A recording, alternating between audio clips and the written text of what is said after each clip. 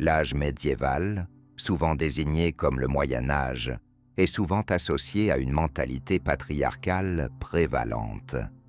À cette époque, les femmes faisaient face à de nombreux obstacles et subissaient diverses formes de sanctions pour des violations jugées inacceptables par la société.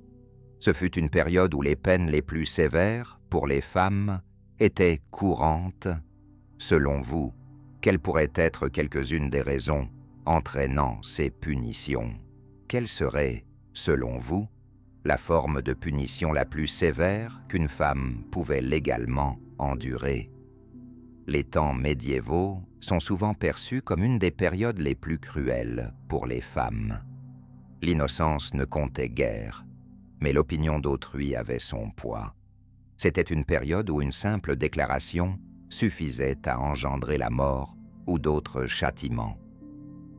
Aujourd'hui, nous allons examiner certaines des sanctions les plus cruelles infligées aux femmes durant l'âge médiéval, en soulignant les dures vérités qu'elles ont vécues.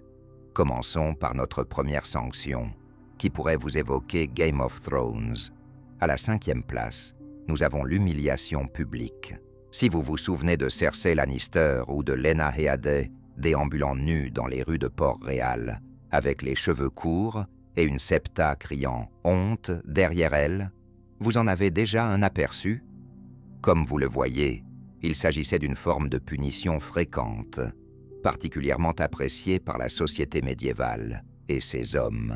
Cette atrocité consistait à soumettre les femmes à des actes dégradants en public afin de les rabaisser et d'inciter les autres à éviter des comportements similaires.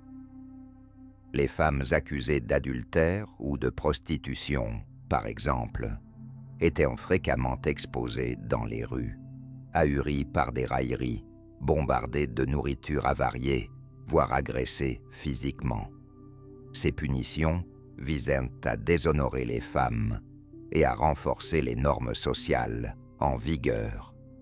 Pour maintenir l'ordre social, les autorités pensaient qu'il était approprié de montrer les transgresseries nues et de laisser les passants leur lancer des ordures ou des pierres. Il semblait qu'elles voulaient non seulement punir ces femmes, mais aussi exhiber leur pouvoir et instiller la peur dans l'esprit féminin. Pendant ce temps, les hommes coupables de crimes similaires semblaient en échapper à toute réprimande. Seules les femmes étaient tenues responsables de ces délits, alors que leur existence n'était possible qu'en raison de la complicité des hommes. Une véritable ère de sexisme et de patriarcat. Le Moyen Âge infligeait des tortures aux femmes pour toute raison jugée justifiable. Mais si vous pensiez que c'était déjà terrible, la situation se dégrade encore. La punition qui suit consistait à provoquer le sang. En 4e position, nous avons la flagellation et le fouet. Ces instruments de torture étaient couramment utilisés pour châtier les citoyens de l'époque médiévale, en particulier les femmes. La flagellation et le fouet représentèrent des méthodes brutales de punition, employées fréquemment durant cette période. Les femmes reconnues, coupables de délits tels que le vol ou la sorcellerie, subissaient régulièrement des coups violents. Comme vous pouvez l'imaginer, ces fouets, ainsi que les baguettes en bouleau ou d'autres outils de torture, infligeaient une douleur insupportable aux victimes, laissant des cicatrices indélébiles comme souvenir de leur transgression. La rigueur de la punition dépendait souvent de la nature de l'infraction et de la subjectivité des autorités. Les femmes n'étaient pas considérées comme égales aux hommes, mais comme des êtres à contrôler et à apprivoiser, comme si elles appartenaient à une espèce distincte. Les hommes ne trouvèrent que des raisons de punir les femmes pour satisfaire leurs désirs sadiques au nom de la justice. Malheureusement, tel était l'état d'esprit de la société durant le Moyen Âge, où le concept d'égalité n'effleurait même pas l'esprit féminin. Elles étaient soumises, régentées et contraintes à se plier à la volonté de leurs homologues masculins, qui avaient le pouvoir d'infliger d'atroces souffrances. La vie d'une femme au Moyen Âge devait être empreinte de peur et de contrôle. Étonnamment, la vie d'une femme n'appartenait qu'à elle seule. Mais si vous pensiez que celle-ci était terrible, la suivante sera encore plus atroce. En troisième position, nous avons la mort par brûlage. C'était une époque où la violence prévalait, et les femmes en étaient souvent les principales victimes. D'une certaine manière, l'ère médiévale est considérée comme l'une des périodes les plus inquiétantes de l'histoire humaine. L'une des méthodes de punition les plus horrifiques pour les femmes durant cette période était de brûler vives celles accusées de sorcellerie. Mais pourquoi une femme se trouverait-elle sur le bûcher? Tout simplement parce qu'elle était jugée sorcière. Ceux qui détenaient le pouvoir craignaient probablement que la prise de pouvoir par des femmes menaçât leur style de vie. Les sorcières, à la fois craintes et méprisées, étaient considérées comme dangereuses. Leur prétendu pouvoir, attribué à un culte satanique et à des sacrifices de sang, leur condamnait à ne pas survivre. Cependant, ces sorcières n'étaient même pas inéquivocablement prouvées comme telles. De simples allégations suffisèrent à envoyer une femme au bûcher. Les accusations de sorcellerie et d'hérésie étaient particulièrement courantes, et les femmes suspectées de tels délits étaient fréquemment vouées à ce sinistre destin. Comme vous pouvez le voir, elles étaient attachées à un poteau et entourées de bois. L'incendie était public, provoquant une mort lente et douloureuse. Cette croyance en la sorcellerie, nourrie par la superstition et un ardent fanatisme religieux, a entraîné l'accusation injuste et la condamnation de nombreuses femmes innocentes à cette terrible fin. Et encore aujourd'hui, il n'existe aucune justice pour celles qui sont mortes sans avoir été de véritables sorcières.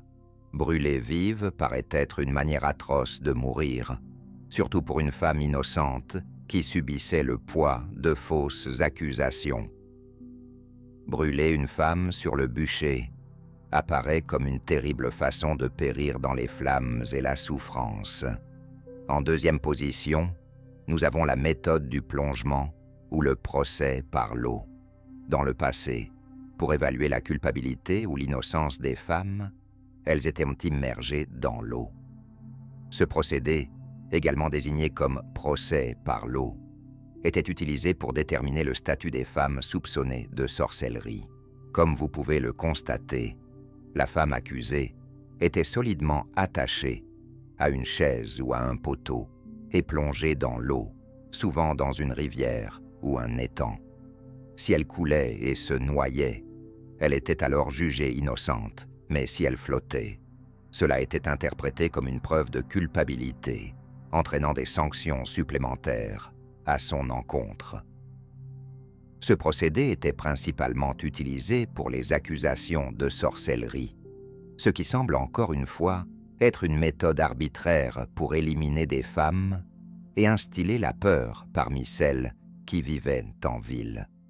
Ainsi, si la femme mourait, elle était considérée comme innocente, mais si elle survivait, elle était jugée coupable. N'est-il pas évident que cette pratique était avant tout destinée à torturer les femmes pour voir un plaisir sadique malsain, plutôt qu'à rechercher la justice ou la vérité? Cette barbarie cruelle et injuste méconnaissait les principes de la physique et de l'anatomie, entraînant la perte tragique de nombreuses vies innocentes. Il est troublant d'examiner les peines du passé et de tenter de comprendre le type de châtiment infligé sans sens ni réelle connaissance. Il n'y a aucune raison ni logique derrière la nature de leur punition. On a l'impression que, quel que soit le crime, une femme doit être tenue pour responsable et sévèrement punie. Étant le sexe physiquement plus faible, il semble que les hommes aient tiré profit de ce fait. Si cela ne vous a pas déjà choqué, vous trouverez certainement ce qui suit terrifiant. En première position, nous avons la Vierge de fer. Cet instrument de torture macabre était utilisé durant le Moyen Âge, bien qu'il soit surtout associé à l'Inquisition et employé pour les deux sexes. Il était également dirigé contre les femmes. Préparez-vous, car c'est véritablement l'un des outils de torture les plus horrifiants jamais utilisés contre les êtres humains, hommes et femmes confondus. Façonné comme une silhouette humaine, ce dispositif présentait des pointes à l'intérieur, prêtes à empaler la victime une fois qu'elle était enfermée. Cet instrument avait pour but d'infliger une douleur et une souffrance extrême, entraînant fréquemment la mort. Ainsi, si un être humain se retrouvait piégé à l'intérieur de cette machine de torture, il lui faudrait des heures pour expirer, les pointes transperçaient en quiconque confiné en elle, provoquant une hémorragie tout en rendant difficile la respiration dans un espace restreint. C'était un moyen cruel et astucieux de torturer et d'éliminer lentement les femmes, les contraignant à lutter même dans leurs derniers instants. Tous ces instruments et méthodes de torture représentent un rappel glaçant de l'inhumanité à laquelle les femmes ont dû faire face durant cette période. Les châtiments infligés aux femmes au Moyen Âge étaient indéniablement brutaux, illustrant souvent la misogynie profondément ancrée et les normes patriarcales qui régnaient alors. Bien que beaucoup d'entre nous puissent soutenir que le féminisme n'est pas nécessaire ou que le passé était plus clément pour les femmes qu'à l'heure actuelle, voici la preuve que ce n'était pas le cas. Les femmes mènent des existences silencieuses de misère, irrémédiablement marquées par la peur et la soumission. N'importe quelle femme, quelle que soit sa situation, pouvait être accusée d'un crime et se voyait contrainte d'endurer de telles peines cruelles au nom de la justice. Le nombre de femmes mortes en raison de leur innocence reste inconnu, et il n'existe aucun moyen de tenir les coupables de ces actes responsables. Tout ce que nous pouvons faire, c'est tirer une leçon de cette histoire pour mieux appréhender les conditions difficiles auxquelles les femmes ont dû faire face, afin que nous puissions prospérer aujourd'hui. Nous devrions être reconnaissants d'avoir progressé depuis ces périodes si difficiles et de vivre aujourd'hui dans l'une des époques les plus confortables de l'histoire moderne. Si cette vidéo vous a plu, n'hésitez pas à cliquer sur le bouton « J'aime » et à vous abonner à notre chaîne.